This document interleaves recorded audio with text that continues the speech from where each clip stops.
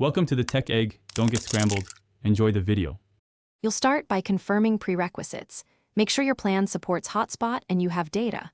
Open Settings, go to Cellular and turn on Cellular Data. This lets the phone share internet. Next, tap Personal Hotspot and toggle it on. You'll see a Wi-Fi password ready to share. Once done, make sure to note the password or edit it for security. You're now ready to connect another device. Keep the iPhone awake to maintain the connection. You'll connect devices next. On the other device, open Wi-Fi and select your iPhone's network name. Enter the hotspot password you set. Alternatively, use Instant Hotspot if both devices use the same Apple ID. This avoids entering passwords.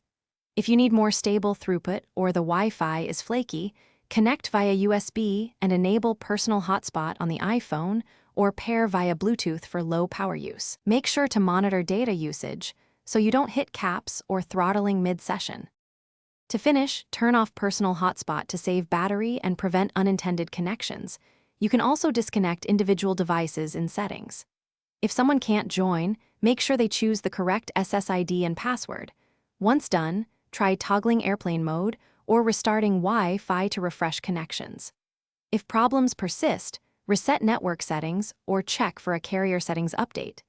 These steps often resolve authentication and tethering restrictions. Make sure to contact your carrier if the hotspot option is missing. Thanks for watching. Consider subscribing if I helped unscramble your problems.